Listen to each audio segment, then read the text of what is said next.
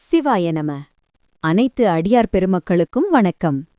இந்த வாக்கு உரையானது கடந்த 21/12/2025 அன்று இலங்கை கொட்டாசேனையில் நடந்த சிவபுராண கூட்டுப் பிரார்த்தனையில் அகத்தியர் பெருமானால் உரைக்கப்பட்டது.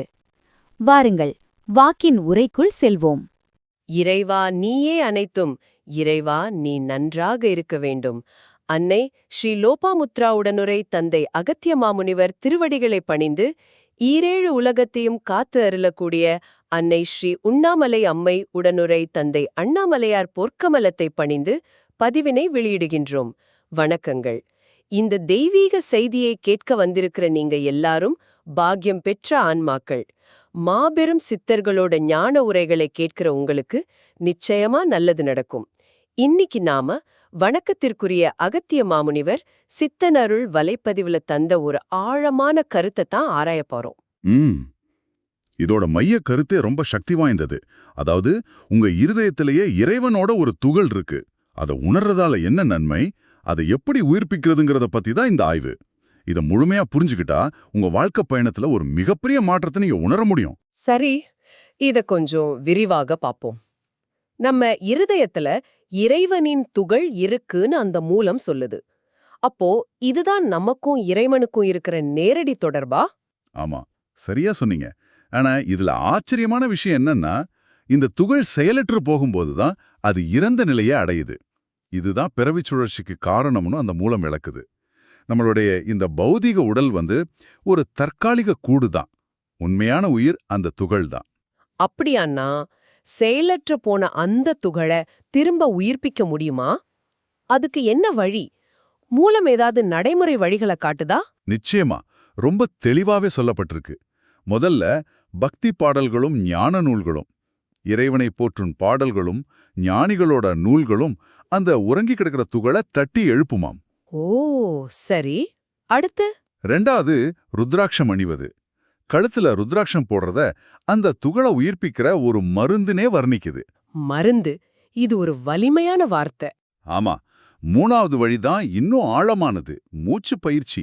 விநாயகர் அகவல் வரிகளை மேற்கோள் காட்டி மூச்சு பயிற்சி மூலமா இந்த துகளை வென்று உயிர்ப்பிக்க முடியும்னு சொல்லுது.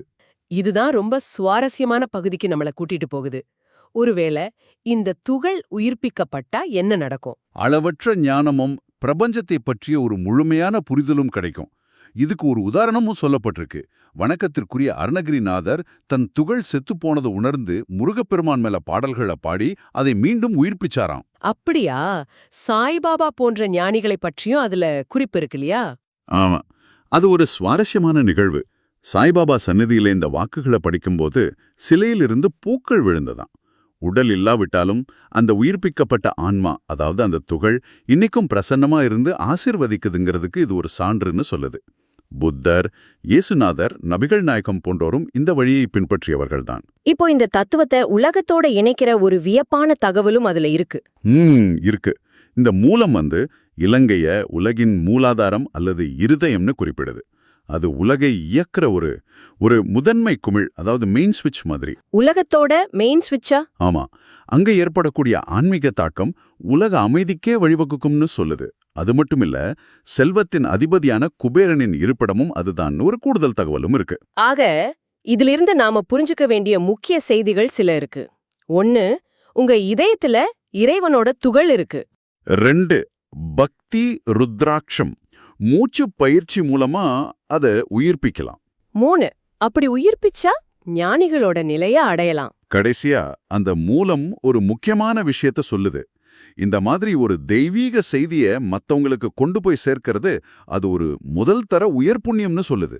ஆமா, அதனாலதான் இந்த ஞானத்தை நீங்க வாட்ஸ்அப், ஃபேஸ்புக், யூடியூப்னு எல்லா சமூக ஊடகங்களையும் தாராளமா பகிரலாம். இதுக்கு பதிப்புரிமையே கிடையாது. இது எல்லாருக்கும் சொந்தமான ஒரு உலக பொதுச் செய்தி. ஆமாம், வழிகாட்டுறதுங்கிறது ஒரு பெரிய புண்ணியம். சித்தர்களின் இந்த மேலான செய்தியை பொறுமையுடன் செவிமடுத்த உங்களுக்கு எங்க மனமார்ந்த நன்றிகள். ஓம் அன்னை ஸ்ரீ லோபாமுத்ரா உடனுரை தந்தை அகத்திய மாமுனிவர் திருவடிகளில் சமர்ப்பணம். சர்வம் சிவார்ப்பணம்.